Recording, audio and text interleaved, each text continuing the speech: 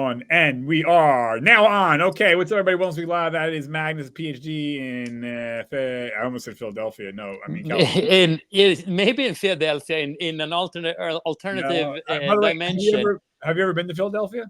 I have actually not been to Philadelphia. I would love to go though. Yeah, it's a nice city. It's a very small city. You can walk the whole. It's a very small city, and it's very kind of like I like it, but it has a very like nitty grittiness to it. It's not like metropolis like New York or LA. It's not fancy. It's not glitter. It's But pretty much it's like blue collared. That's what I heard. It's like a correct. blue collared Yes, city. blue. Yes. People work, and it's like the fun part, like watching TV and watching sports, like when you get exposed to watching Philadelphia Eagles fans, Rocco, come over here. Come. Rocco just wanted to jump in and say Oh, hi as well. Rocco. What's Here's up, Rocco, and then Oh, Archie woke up, so he wants us to oh have boy, both of them here. guys, They're just living the hanging life. out. Yep, Oh, the kisses it's too. all the boys are hanging out right now. Oh man. No, it of course you have to go and check the Rocky statue, and then have a Philly steak sandwich, right? Yeah, That it's a like blue collar city for sure, and almost kind of poor, almost kind of. yeah. It's like nitty gritty, but yeah. Interesting city. Philadelphia cheesesteaks are great. Yep, for sure. But okay, so let's talk about on the topic of food. Let's talk about vegetables. What are your 5 favorite vegetables? What are my 5 favorite vegetables? We're gonna go back and forth here. Yeah. Okay, so I'll start it off. One of my favorite vegetables is broccoli. I love broccoli. I eat broccoli a lot, especially when it's sautéed with a little salt and pepper. Love broccoli. Great for you, obviously. What's your one of your? If they overlap, should we do them at the same time? I think it's better. So yes, mine one of my top is I eat it a lot. It's broccoli as well. A lot of fibers, a lot of vitamins. It actually, yeah. I mean, it's like a super, like it's definitely like a superfood. Yeah. So I think that's something that I All right. definitely steam them, having them with a little bit of like garlic salt, Yep. and there's and a little bit of olive oil, whatever. Yep. There's so many ways you can do it. Roast them in your air fryer or your oven. Yep. Another way, getting them a little bit more crisp, like almost like blackened. That's pretty good as Great well. vegetable. Okay, you go number 2 because we can both share ones. Yeah, whatever. Okay. So then, since we're talking about Philadelphia, and Philly steak sandwiches, so let's go with onion. Like onion Really? is onion is one of my favorite. It's I have it in so many things that I cook, and it's actually really, really good. I mean, it has a lot of vitamins, vitamin C and stuff like that. So, and also like you can get them in like different colors and things like that. So it's and like I like the flavor, and you can do a lot of things with it. Yeah, onions are great. Sometimes they don't agree with my stomach, but I love onions also. So that's your number 2. My number 2 would be cauliflower, Yep. which broccoli's cousin. Again, powerhouse food. The blonde cousin of broccoli. Yeah, no, it's a bad rap, but it's great. Yeah. I think a lot of people have issues with it, with digestive issues with it. So yeah, that might be an issue. But I think it's tremendous. Yeah, no, yeah.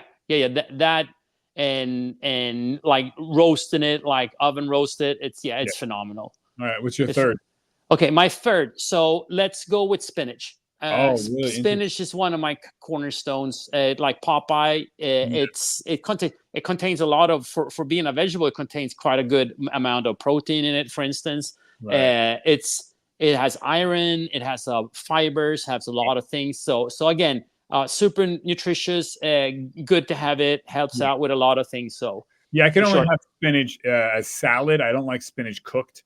But with spinach, it becomes really slimy. I get that one. Yeah, so I like it fresh, or that I like basically throw it in my smoothie. Yes, and because I can't taste it at all when I throw it in, and I like throw in like a cup and a half in it, and usually frozen spinach then, because it just mixes, so it becomes more like a milkshake. So. Yeah. Okay. Yeah. My next one would be, and I love this one, but it smells when you go pee the next day. That's asparagus. Oh, asparagus is so good. I love it. Yeah. Yeah. No, you can do it with so many things though too. And yeah, and it's funny because it's not all people that get the funky urine the day after. It's specific. I actually read it. It's one of my a Swedish book. It's he's I think he's like an organic, like a professor in organic chemistry and things like that. So he wrote a book. It's called, if you translate, it's called Und Chemie. It's basically evil chemistry. When it goes through like throughout the whole world, like we're talking about poison and about why certain things, what happens when you eat it, and yeah, no, super interesting. But he actually brought up that not all people have that. I don't know if I think it's gene related actually. So break it down. So yeah. Okay. So what's your fourth one then? So then garlic. I'm sticking with it. So garlic, still, you don't need a lot of it, and you can do so many things with it as well. And I definitely enjoy the taste of it. And yes, I know that you can smell like garlic the day after you, or like just after eating it. But there's something like I don't feel like that when someone is eating it and I'm walking by, it's not that bad in my book. It's like, because it's garlic. Yeah, you know what it is. It's like, yeah. it doesn't surprise you. Yeah, it's garlic. Someone ate garlic. It's just that it's like it's spicy, sort of. Yeah, I would. Well, so my last one, my fifth one would be cabbage, particularly sauerkraut, superfood. Yes, really good one. And this is something. This is something that also, like, another trainer. She eats. I think she's originally from Poland, and then her family moved to Sweden. Now she's based out of LA.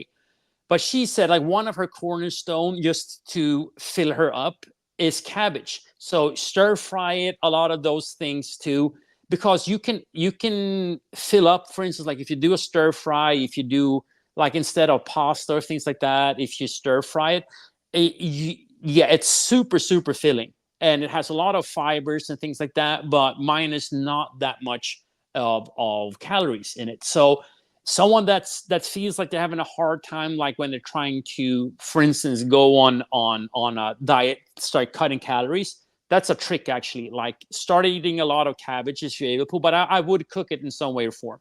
Yeah. So it's not raw, because your stomach will have an issue with it. But like you said, sauerkraut, stir fry it. You can actually steam cook, like slice it thinly and steam cook it and so on. So there's so many things you can do with it. What's your last one, or was that? Okay, so I'm bending the rules here, because it's actually not a vegetable. It's actually a fruit, but it's avocado. Oh. Okay. So if people say that, well, that's like, vegetable, fruit, whatever. Like in this case, I think it fits in. Again, something that I think I enjoy because it tastes really good. As a kid, I hated avocado. I could not stand the texture. As an adult, it's awesome. You can bake with it. You can, of course, you can do guacamole. Talking about all good Mexican food with it. You can do a lot of other things with it. It has a lot of good fats in it.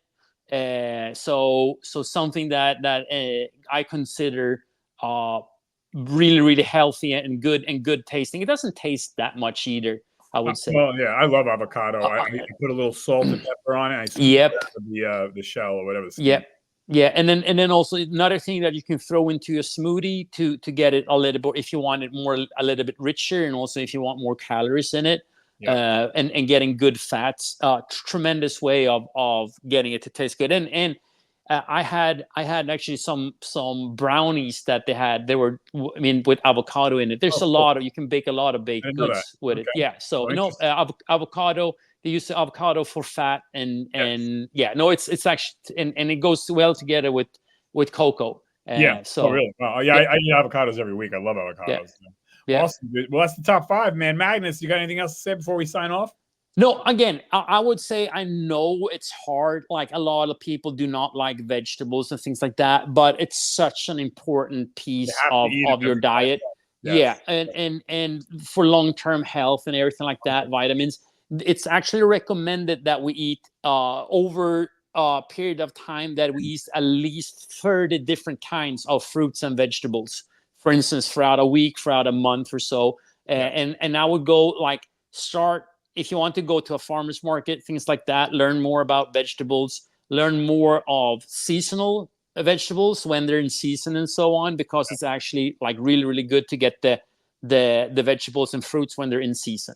But please, like, it's important. It definitely helps out. Like, it reduces a lot of risk when it comes to cancer and a lot of other diseases and so on. It increases your health. It actually reduces mortality rate and so on. So you really, really point out that it should be definitely one of the cornerstones of your diet. Yeah, it's not that expensive, people. You can stop. You don't have the money. You get the money for sneakers and then hanging out and drinking and doing bullshit. You got money for vegetables. It's very, very affordable, actually. And you can do it in a freezer bag, pop in the microwave, boom, done. So, but well said, Magnus. Okay, everybody, I'm signing us off. Eat your veggies, people. Okay. Yes, listen to Popeye. Hey, 5, 4, 3, 2, 1, bye.